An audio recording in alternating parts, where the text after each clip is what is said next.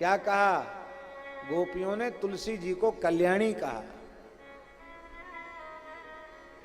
कच्चित तुलसी कल्याणी गोविंद चरण प्रिय सहत्वालिकुलैर्बिभ्रत् दृष्टस्तेति प्रियोच्युता। तुलसी जी को कल्याणी कहा, गोविंद चरण प्रिया कहा। श्री गोविंद के चरण कमलों की प्रिया हैं तुलसी जी, कल्याणी है। जीव मात्र का परम कल्याण करने वाली तुलसी जी। इसका मतलब तुलसी धारण किए बिना कल्याण संभव नहीं है। भैया कौन सा घाटा है, तुलसी क्यों नहीं पहनते? तुलसी अवश्य पहनो। सोना चांदी हीरा जवाहरात पहनने से कल्याण नहीं होगा, कोई गला और काट के ले जाएगा।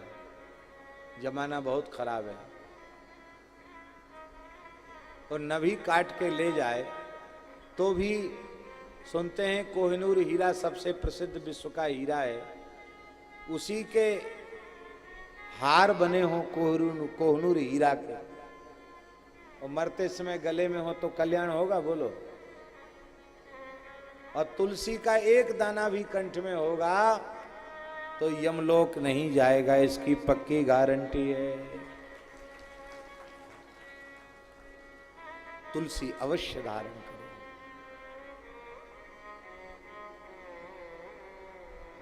बिना तुलसी धारण किए हुए भगवत विग्रह का स्पर्श करना शास्त्र निषिद्ध है।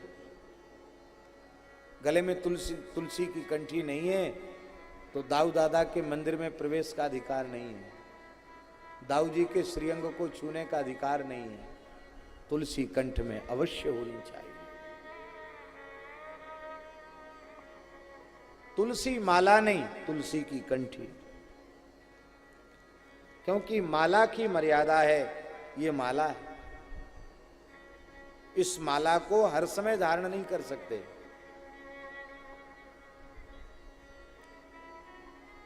शरीर की क्रिया के समय इसको निकालना चाहिए। जो आंख से दिखता है उसको मलमूत्र त्याग के समय उस माला को कंठ में धारण नहीं करना चाहिए।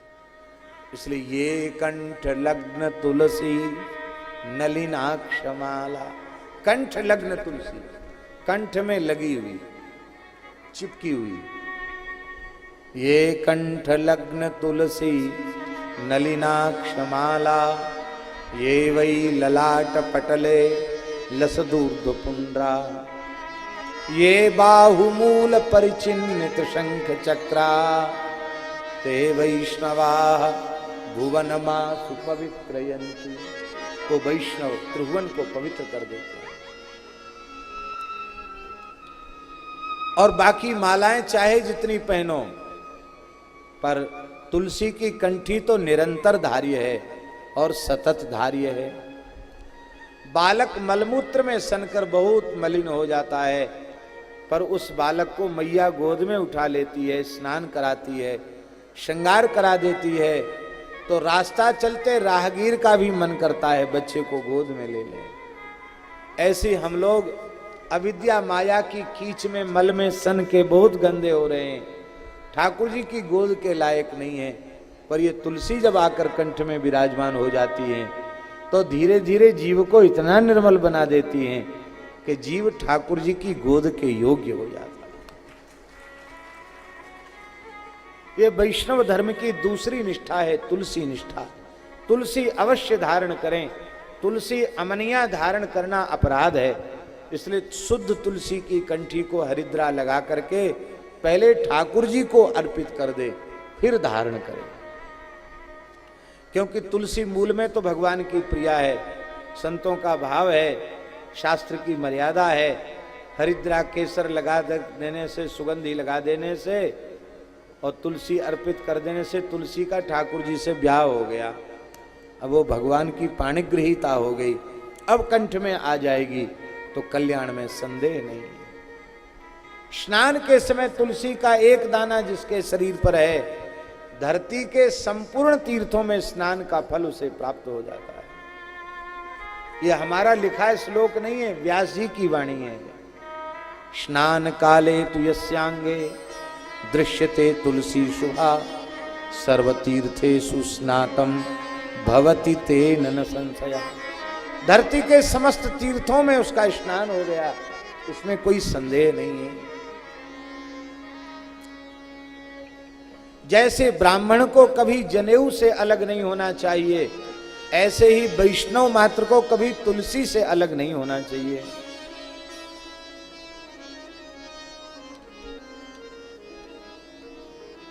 यज्ञोपवीतवद्धार्या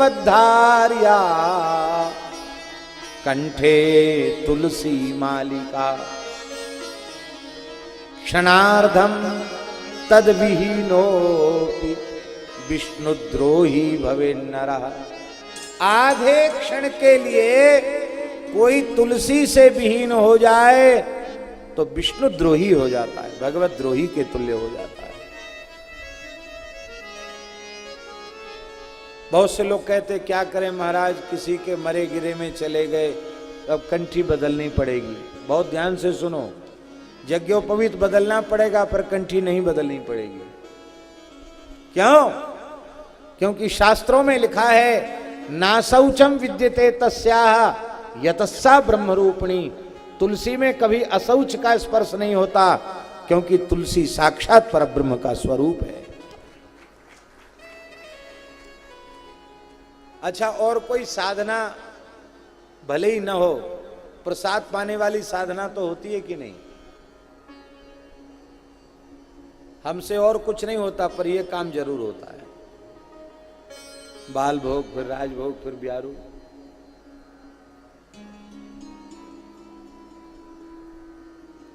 इसमें तो कोई परेशानी नहीं किसी को। अरे गले में तुलसी हो और भगवत प्रसाद पावे तो एक एक कण पर अश्वमेध वाजपेयी यज्ञ का पुण्य प्राप्त हो जाता है। भोजन के काल में गले में तुलसी है तो सिक्थे सिक्थे तु लभते बाज मेधि फलम मुने। एक एक कण पर अश्वमेध यज्ञ का पुण्य प्राप्त होता है।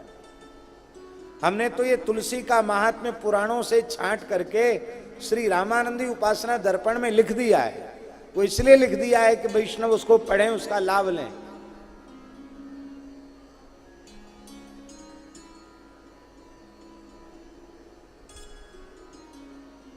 शरीरम दह्यते येषाम तुलसी काष्ठ बन्निना न तेषाम पुनरावृत्ति विष्णुलोकात् कथंचन। जिनका शरीर तुलसी के काष्ठ से जलाया जाता है, अंतिम संस्कार के समय तुलसी की लकड़ी मुख पर छाती पर खूब रखकर संस्कार किया जाता है, वो भगवान के धाम से कभी लौट के नहीं आते।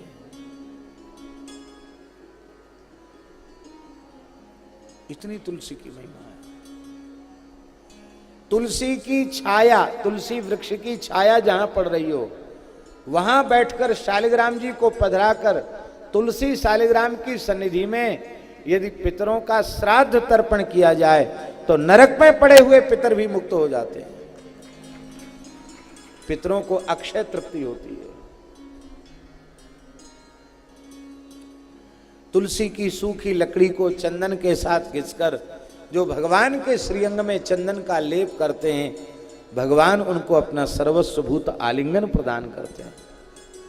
उसको शास्त्रों में हरिचंदन कहा गया। सर्वांगे हरिचंदनम सुललितम कंठे चमुक्तावली। हरिचंदन क्या है? तुलसी की लकड़ी से घिसा हुआ चंदन हरिचंदन है। तुलसी की सूखी लकड़ी को घी में डुबाकर उससे भगवान के सामने दीपदान करे तो 60 करोड़ वर्षों तक भगवान के धाम की प्राप्ति हो। कितनी? और रोज करे तो बोलो भक्तवत्सल भगवान की। इसलिए नियम ले लो, दाऊ जी की आरती जोड़ना तो तुलसी की सूखी लकड़ी, उसमें थोड़ी रुई लगा लो और बस उसको प्रज्वलित करके, दिया सलाई से नहीं, उससे जोड़ो। दीपदान करो तो तुलसी की लकड़ी से करो। बोलो भक्तवत्सल भगवान की। जैसे भगवान की नवधा भक्ति है, ऐसे ही तुलसी की नवधा भक्ति है। श्री राधा रानी ने सखियों के सहित तुलसी की उपासना करके रास विहारी श्री कृष्ण को प्राप्त किया, ऐसा श्री गर्ग संहिता में लिखा है। तुलसी के वृद्ध का बड़ा भारी महात्म्य है।